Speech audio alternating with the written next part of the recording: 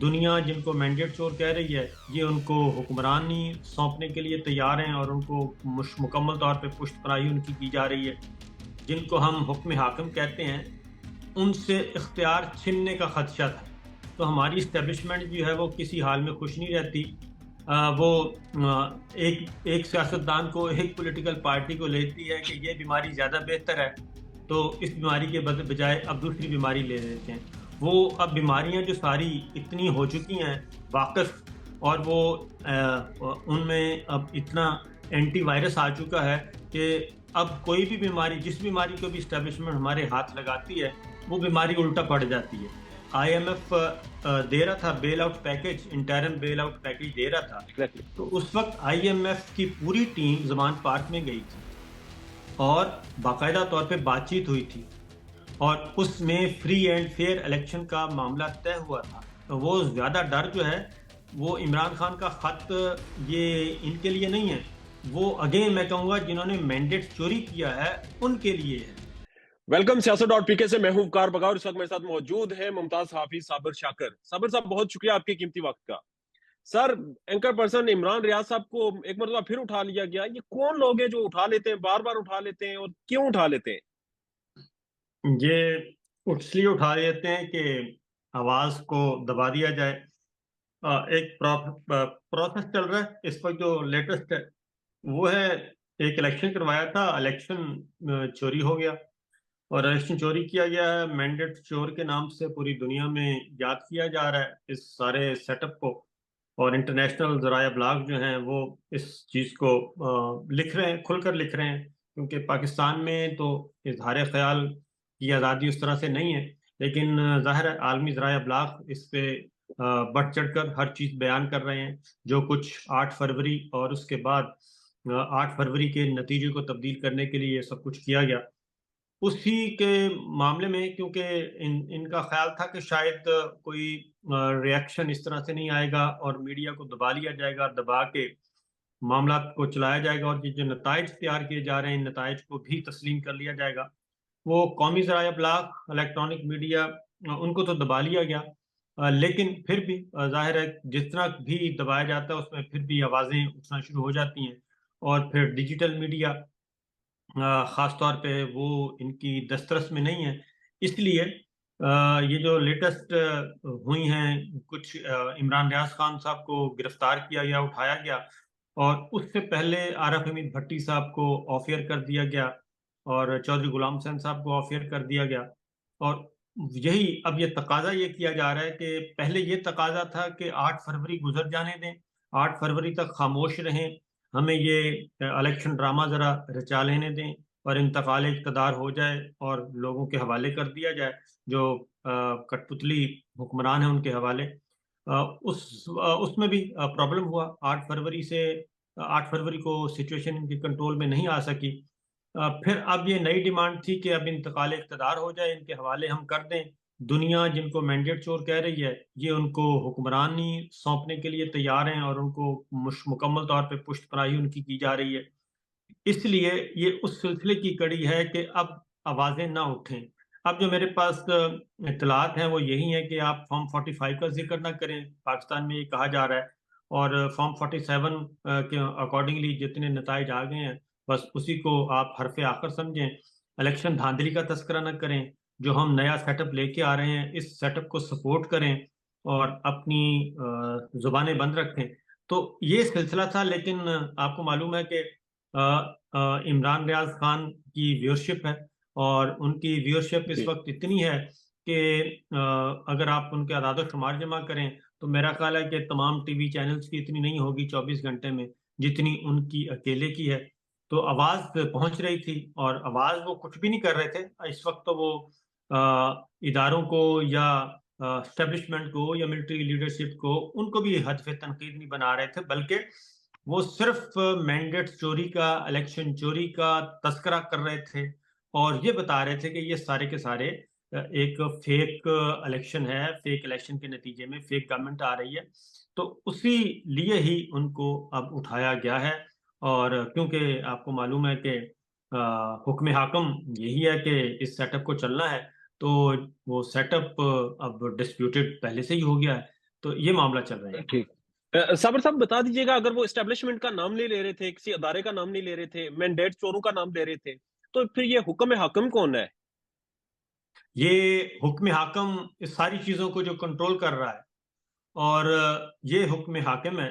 اور چونکہ نام نہ بھی لیں اگر میں اس وقت آپ کا نام نہ لوں، لیکن یہ میں کہوں کہ آپ نے کان میں ایک لگایا ہوا ہے، مائک لگایا ہوا ہے، کوٹ آپ نے کالا پہنا ہوا ہے، پیچھے آپ کے بکس نظر آ رہی ہیں، تو آپ کو پتہ تو چل جائے گا.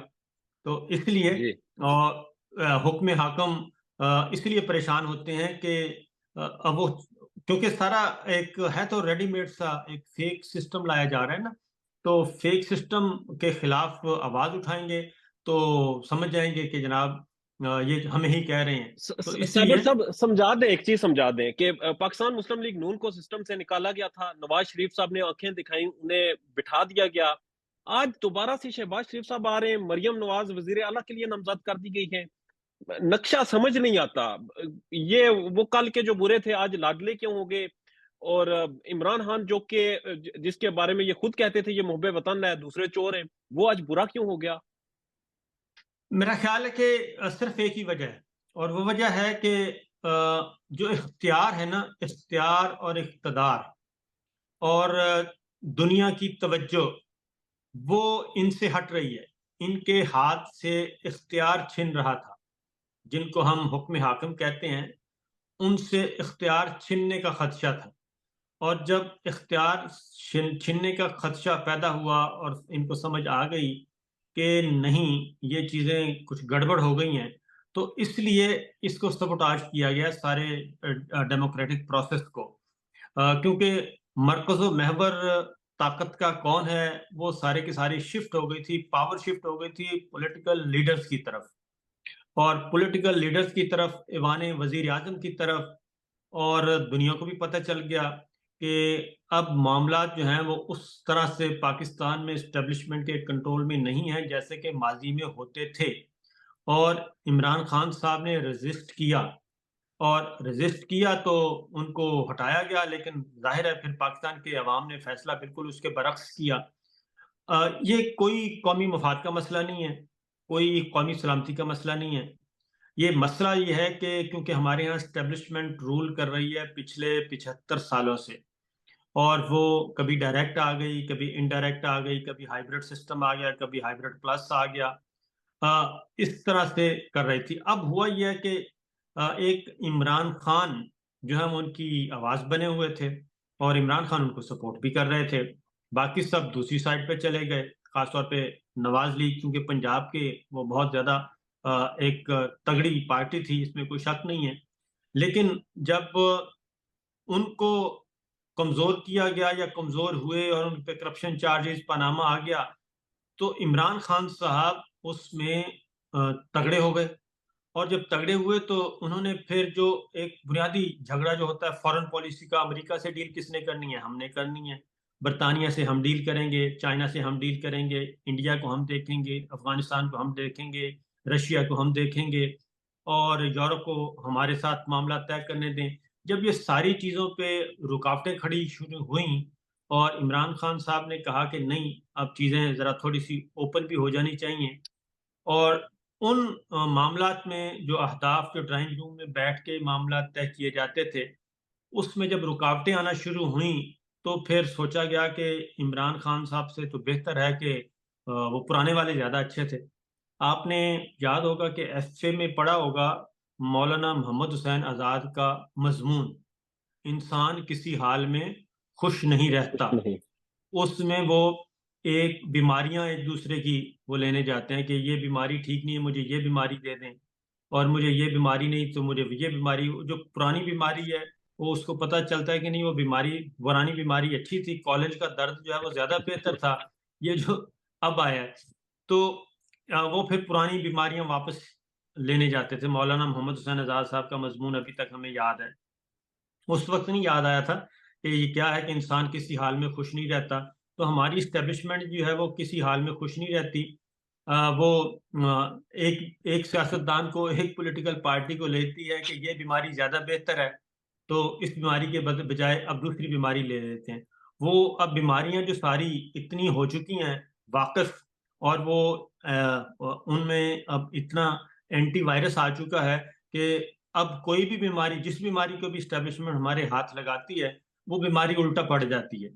اور اس لیے اب یہ ایک ایک کر کے کیا گیا ہے. ابھی بھی آپ نے دیکھا ہوگا کہ نواز شریف صاحب کو نہیں بنایا گیا، کیونکہ آئے تو بیچارے جی وہ وزیر اعظم بننے کے لیے تھے، اور انہوں نے ہی جناب باجوہ کو ایکسٹینشن دینے سے انکار کیا تھا. سب سے بڑی رکاوٹ وہ بنے تھے. لیکن اس کے باوجود نواز شریف صاحب کو ان کے خاندان نے بھی اور ادھر سے بھی ان کو آؤٹ کر دیا. اور آج ہم نے دیکھا کہ وہ نواز شریف جن کو لایا گیا تھا، جن کے تقریریں کروائی گئیں، جن کے نام پہ مینڈیٹ حاصل کیا گیا، یہ جتنا بھی مینڈیٹ جنون مینڈیٹ جو اس کی بھی بات کرتے ہیں، وہ سارے کا سارا نواز شریف کا ووٹ بینک تھا. ان جی کو آج آپ نے دیکھا کہ پنجاب اسمبلی کا اجلاس ہوا تو ان کو صرف تنخواہ دیا گیا ان کی تصویریں اٹھا کر.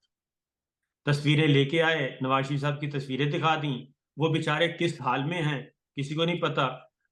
بیٹی کو وزارت اعلیٰ مل گئی، بھائی کو وزارت عظمیٰ مل گئی، اور جو نواز شریف صاحب جن کا ووٹ بینک تھا وہ ایک ڈبے میں بند ہیں، اور ان کو بزرگ بنا دیا گیا ہے، اور انہیں کہا گیا کہ آپ گڑ کی چائے پئیں اور دودھ پتی پئیں اور آرام کریں، باقی یہ سارے معاملات ہم دیکھ لیں گے.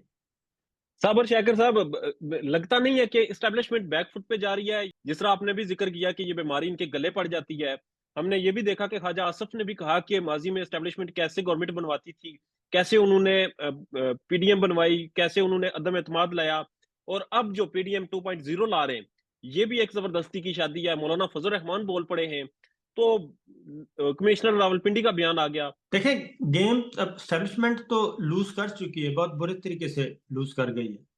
اور اسٹیبلشمنٹ کو پتہ ہے کہ یہ جتنا بھی سسٹم ہم لے کے آ رہے ہیں یہ سارے کا سارا فیک ہے.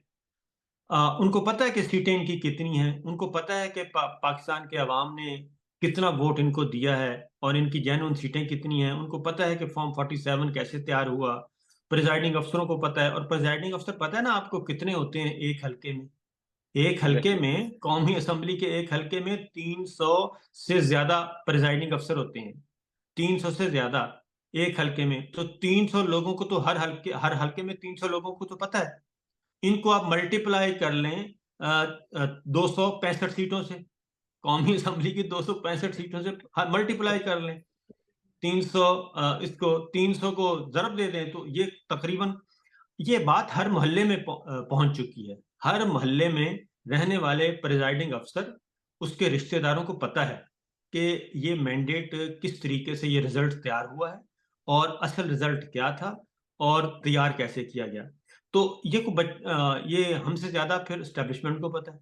اور اسٹیبلشمنٹ کے بھی نمائندے جو ہیں وہ ہر حلقے میں موجود ہیں، اور ہر حلقے کے اسٹیبلشمنٹ کے نمائندے کو بھی، افسر کو بھی پتہ ہے کہ یہ رزلٹ کیسے تیار ہوا ہے، اور یہ اوپر تک پتہ ہے. تو اس لیے گیم تو ان کے ہاتھ سے نکل چکی ہے. اور پھر اسی لیے عالمی جو ذرائع ابلاغ ہیں، میڈیا ہے، وہ اسی لیے اس کو کہہ رہا ہے کہ یہ مینڈیٹ چور، یعنی کبھی آپ نے سنا تھا کہ title story who mandate those کی؟ تو مینڈیٹ تھیوز تو ان کو آنے سے پہلے ہی لقب مل چکا ہے. جب لقب مل چکا ہے تو پھر پیچھے رہ کیا گیا؟ اب یہ کہیں بھی جائیں گے، نمائندگی کریں گے، کس ملک میں پاکستان کی نمائندگی کریں گے، بدقسمتی سے یہ ہمارے حکمرانوں کے طور پہ جائیں گے، تو جہاں جائیں گے کیا ان کو نہیں پتا؟ آپ یہ دیکھیں کہ اس وقت عالمی ذرائع ابلاغ کتنے ہیں، گنتی، کیونکہ پاکستان کے عوام کو نہیں پتا تھا کہ اتنے زیادہ عالمی انٹرنیشنل جو میگزین ہیں. اور اب سب کو پتا ہے بلومبرگ کیا ہے، فائنینشل ٹائمز کیا ہے، ٹائمز کیا ہے، اکانومسٹ کیا ہے، بی بی سی کیا ہے، نیو یارک ٹائمز کیا ہے، الجزیرہ کیا ہے، خلیج ٹائمز کیا ہے، واشنگٹن پوسٹ کیا ہے، ساروں کو پتہ چل گیا ہے. یعنی کہ کوئی ایسا اخبار یا کوئی ایسا رسالہ نہیں جس نے اس پہ سٹوری نہ کی ہو. پھر 9/11 کے بعد اس وقت سب سے زیادہ انٹرنیشنل میڈیا جو ہے وہ پاکستان میں، اسلام آباد میں، لاہور میں، کراچی میں موجود ہے، اور وہ ڈیلی بیسس پہ رپورٹنگ کر رہا ہے. اور یہ کیس سٹڈی بن چکا ہے عمران خان صاحب کا کہ جیل میں بیٹھ کے اس نے اسٹیبلشمنٹ کو بھی فارغ کر دیا، اس نے تمام سیاسی مخالفین کو آؤٹ کر دیا، جیل میں بیٹھ کے بغیر بلے کے نشان کے وہ جیت گیا ہے، اور اس جیت کو پھر 47 کے فارم 47 کے تحت ہرا دیا گیا۔ اس لیے ہم سے زیادہ اسٹیبلشمنٹ کو بہت اچھی طرح پتا ہے کہ وہ لوز کر چکے ہیں۔ تو سر یہ کمشنر راولپنڈی کا بیان آیا، اس کے بعد خواجہ آصف کا اقبال جرم آیا، یہ ساری چیزیں کیسے دیکھتے ہیں آپ؟ یہ سارے، میں کہتا ہوں یہ سٹیٹمنٹس نہ بھی آئیں، یہ بیان نہ بھی آئیں، اسٹیبلشمنٹ کو تو پتا ہے نا انہوں نے کیا کیا ہے۔ پر سر ایک چیز وہ سرپرائزنگ ہے کہ پہلے کبھی ہم نے یہ نہیں دیکھا پاکستان کی ہسٹری میں کہ کوئی شخص الیکشن جیت رہا ہے اور وہ جیت کر بھی یہ کہہ رہا ہے کہ میں یہ سیٹ نہیں رکھوں گا، بھائی میرا حق ہی نہیں تھا، مجھے زبردستی جتوایا گیا۔ یہ بھی نہیں ہوتا کہ جس طرح آفرز کی گئی ہیں لوگ اس طرح آگے سے اسے ایکسپوز کر دیں، تو معاملات تو سر خراب ہو گئے۔ اب آگے اس کا وے فارورڈ کیا ہے؟ اس کی وجہ ہے کہ اس دفعہ اسٹیبلشمنٹ نے پاکستان کے عوام کی بے توقیری بہت کی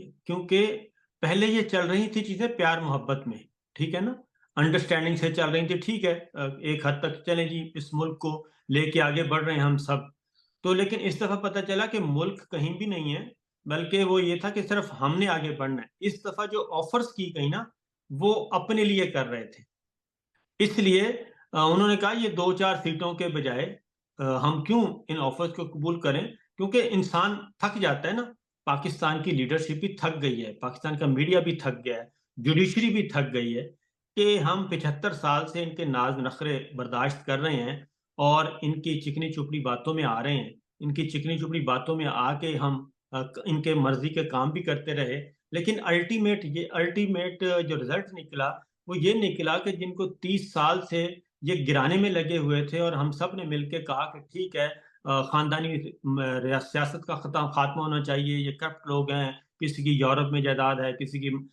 خلیجی ملکوں میں ہے، کسی کی مغربی ملکوں میں ہے، یہ بالکل ٹھیک ہے۔ تو جب وہ سارے کے سارے فارغ ہو گئے تو ان کو دوبارہ اسٹیبلشمنٹ نے زندہ کر کے ان کو ساروں کو لا کے بٹھا دیا۔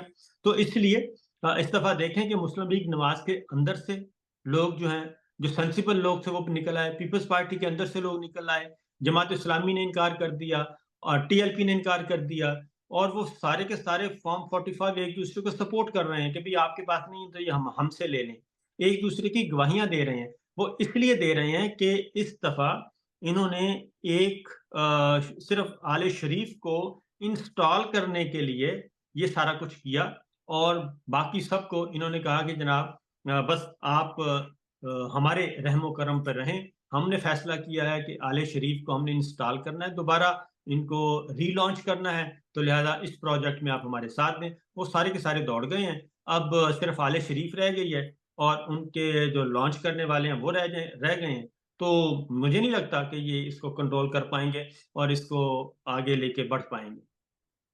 ہم نے یہ بھی سنا کہ مریم بی بی کہتی رہی کہ میں میڈیا مینج کرتی ہوں، میری میڈیا مینجمنٹ آپ نے دیکھی ہے، اور ان کی میڈیا مینجمنٹ نے ان کی اپنے والد کی پارٹی کا پٹھا گول کر دیا۔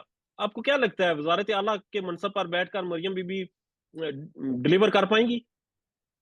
وہ میڈیا مینجمنٹ میں تو وہ فارغ ہو گئی، اب وہ ایک اور ایم کو مینج کر رہی ہیں، تو اب سارے کا سارا ان کا انحصار دوسرے ایم پہ ہے، میڈیا والے ایم پہ نہیں ہے۔ اب وہ دوسرا والا ایم جو ہے دیکھتے ہیں وہ کب تک ان کے ناز نخرے برداشت کرتا ہے اور کب تک اس کو لے کے آگے بڑھتا ہے۔ تو وہ ایم خود بھی کمزور ہو چکا ہے کیونکہ اس ایم کے ساتھ بھی میڈیا نہیں ہے۔ ٹھیک ہے، تو عمران خان کا جو ایک آئی ایم ایف کو خط لکھنے کا معاملہ ہے، اس کے بعد دوسری سیاسی جماعتوں کا جو بیانیہ بنایا جا رہا ہے، اس سارے معاملے کو کیسے دیکھتے ہیں آپ؟ بالکل نہیں، ان کو آئی ایم ایف کو خط لکھنا چاہیے۔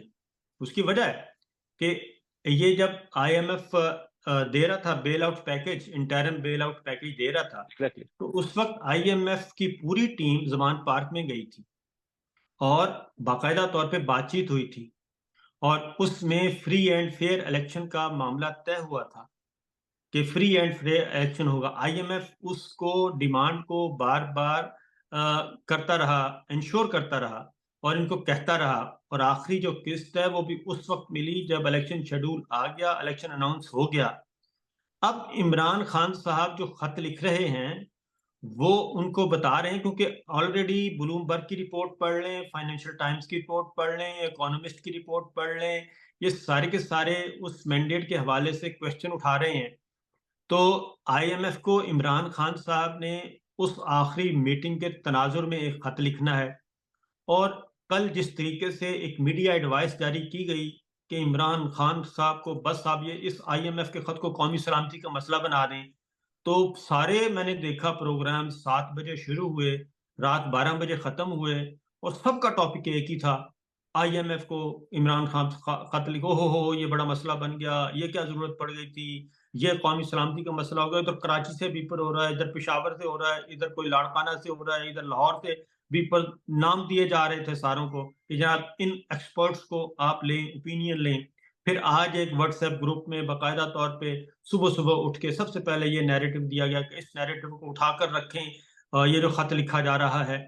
تو مسئلہ وہ کیا لکھ رہے ہیں؟ وہ تو صرف یہی لکھ رہے ہیں کہ جن کے ساتھ آپ لوگوں نے معاملہ طے کرنا ہے، یا جن کو کرنا ہے، جن کو قومی خزانے کی ذمہ داری سونپی گئی ہے، پہلے ذرا ان کی لیجیٹیمیسی چیک کر لیں. ایگزیکٹلی. ٹھیک ہے نا، ان کی لیجیٹیمیسی چیک کریں، ان کے وہ لیجیٹیمیٹ رولرز نہیں ہیں، یہ لیجیٹیمیٹ گورنمنٹ نہیں ہے. اور اگلی بات یہ، تو یہ تو آئی ایم ایف خود کنسرن شو کر چکا ہے کہ آئی ایم ایف نے جو پچھلی قسط دی تھی اس میں سے میجورٹی آپ نے ایم این ایز میں تقسیم کر دیے ترقیاتی فنڈز کے نام پہ، اور جو استعمال ہوئے اس الیکشن کمپین میں اخراجات کی صورت میں تو برائب کیا گیا.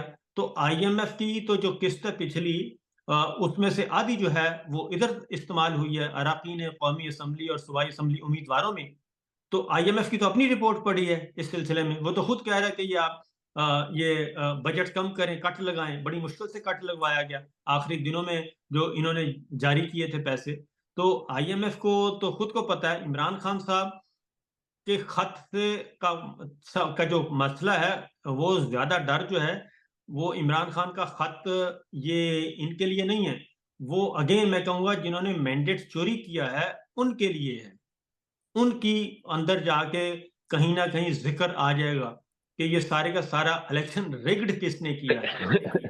تو یہ ہے، تو وہ کہتے ہیں نا چور کی داڑھی میں تل کا، تو یہ ہے. پھڑے جان ہاں گے. بہرحال سر مجھے یہ بتا دیں کہ واٹس ایپ گروپ کا آپ نے ذکر کیا، انسٹرکشن دی گئی، بیانیہ بنائے، یہ کیا کہانی ہوتی ہے؟ یہ کہانی آپ کو پھر کسی وقت سمجھائیں گے. یہ صبح صبح اٹھ کے نا ایک واٹس ایپ گروپ ہے، وہاں پہ سب سے پہلے جاگ کے وہ پہلے رات کو چھوٹے چھوٹے بچوں کے ذمہ لگایا ہوتا ہے کہ بھئی آپ نے صبح بہترین چیز تیار کرنی ہے کہ صبح صبح ہم نے میڈیا کو کیا ایڈوائس جاری کرنی ہے. تو وہ بچے جو ہیں وہ ساری رات محنت کرتے رہتے ہیں، تو محنت کر کے صبح پھر بتاتے ہیں کہ جی یہ ایک چیز ہاتھ ہمارے ہائی ہے، تو اس پہ ذرا ہم بیشنگ کر سکتے ہیں. تو وہ صبح صبح پھر واٹس ایپ پہ جیسے ہی دفتر کھلتے ہیں تو وہ پھر میسج کنوے کیا جاتا ہے کہ آج کا نیریٹو یہ ہوگا. تو آج کا نیریٹو، آج کا میں بتا رہا ہوں، جو دن میرا خیال ہے کیا ٹائم ہو گیا جی، 7 بجنے والے ہیں، گزر گیا. تو آج کے نیریٹو یہ تھا کہ آپ نے آئی ایم ایف کو اٹھا کر رکھنا ہے، اور یہ جو خط والا معاملہ ہے. ٹھیک ہے. آخر میں سر مجھے یہ بتا دیں، اس ساری پارٹی میں پیپلز پارٹی جو کچھ کر رہی ہے کیا کہیں گے؟ پیپلز پارٹی مزے کر رہی ہے. اس کی وہ کہتے ہیں کہ سر بھی کڑائی میں ہے اور پانچوں انگلیاں بھی سب کچھ کڑائی میں ہے. وہ مزے کر رہی ہے، وہ آرام سے انجوائے کر رہی ہے، اور اس نے گین ہی گین کیا ہے، لوز کچھ نہیں کیا. اس کو سندھ بھی کہیں مل ایسا گیا. تو نہیں ہوگا کہ کچھ ٹائم بعد شہباز شریف صاحب کو 7ویں منزل سے دھکا دے دیں پیپلز پارٹی والے خود؟ دیکھیں زرداری صاحب Peoples Party one one position میں ہے، اور اس کو سندھ مل گیا، ان کو بلوچستان مل گیا، اور وہ پریزیڈنسی ان کو مل جائے گی، ان کو چیئرمین سینٹ مل جائے گا، تمام کانسٹیٹیوشنل، اور ان کو گورنر پنجاب مل جائے گا، گورنر کے پی کے مل جائے گا. تو اس لیے وہ تو موجیں کریں گے، ہر جگہ پہ ان کی پریزنس ہے. اور آئی ایم ایف کو ڈیل کون کرے گا؟ شہباز شریف صاحب کریں گے. مہنگائی کو کون ڈیل کرے گا؟ شہباز شریف. اور پیٹرولیم پرائسز، بجلی قیمتیں، گیس قیمتیں، یہ سب کے سب یہ کریں گے. اور نہ ہی پنجاب میں کوئی بہتری آئے گی اور نہ ہی مرکز میں کوئی بہتری آئے گی. تو پیپلز پارٹی اپنا موجیں کرے گی سندھ میں بھی اور بلوچستان میں بھی. بلوچستان اس وقت سب سے بڑی سونے اور ہیروں کی کان ہے. آپ اس کا اندازہ ہی نہیں کر سکتے کہ وہ کتنی بڑی ہے. صرف ایک چنک میں بتا دوں نا, وہ ہاتھ کس کے لگ گئی ہے, اندازہ نہیں کر سکتے کہ وہ ہاتھ کس کے لگ گئی ہے. ہاں, ایک چنک ریکوڈک کا, صرف ایک چنک ریکوڈک کا وہ ہے $25 ارب کا خالص منافع ملنا ہے. ٹھیک ہے, تو مولانا فضل الرحمان صاحب کیا کریں گے؟ مولانا فضل الرحمان صاحب میرا خیال ہے اگلی اسائنمنٹ کا انتظار کریں گے. پاکستان میں اس وقت سب سے بڑا مسئلہ بولنے کا ہے. پاکستان میں بولنے نہیں دیا جاتا, زبانیں کھینچ لی جاتی ہیں, ڈر ہے, خوف ہے, ٹیرر ہے. پاکستان کا میڈیا مکمل طور پر کنٹرولڈ ہے, ویل مینجڈ ہے, ایک میسو سینسرشپ ہے. اسی طرح کا دباؤ پاکستان میں سیاست.pk بھی فیس کر رہا ہے, جسے پاکستان بھر میں گزشتہ کئی مہینوں سے ماورائے آئین, ماورائے قوانین مکمل طور پر بند کر دیا گیا ہے, مکمل طور پر بین کر دیا گیا ہے. سیاست.pk کی نشریات کو لمیٹڈ کر کے پاکستان میں چھوڑ دیا گیا ہے. تمام تر قانونی مواد کے اوپر آواز اٹھائی گئی, دستک دی گئی, لیکن ہر طرف سے خاموشی ہے, سناٹا ہے, کہیں پر کوئی سنوائی نہیں ہے, کوئی سننے کو تیار نہیں ہے. لیکن اس کا حل کیا ہے؟ کیا خاموش ہو جائیں؟ کیا سوال نہ کریں؟ کیا معلومات آپ تک نہ پہنچائیں؟ کیا انفارمیشن آپ تک نہ پہنچائیں؟ معلومات بھی پہنچے گی, انفارمیشن بھی پہنچے گی, سوالات بھی اٹھیں گے, لیکن اب آپ نے رول پلے کرنا ہے, آپ نے اپنا کردار ادا کرنا ہے. اور چھوٹا سا ایک پروسیجر ہے, پروسیس ہے, اس کے بعد آپ اپنا کردار ادا کریں اور ہماری مدد کریں. پہلے آپ نے یہ کرنا ہے کہ ہمارے یوٹیوب چینل کو سبسکرائب کرنا ہے, اس کے بعد جوائن کے بٹن کے اوپر جانا ہے, کلک کر کے ہمارا ممبر بننا ہے. یا پھر دوسرا آپشن یہ ہے کہ آپ نے ویڈیو کی ڈسکرپشن میں جانا ہے, وہاں پر پیٹریون کا لنک موجود ہوگا, اس لنک کے اوپر کلک کریں اور ہمیں سپورٹ کریں, ہمارا حصہ بنیں, ہماری طاقت بنیں. خیال رکھیے گا. اللہ حافظ.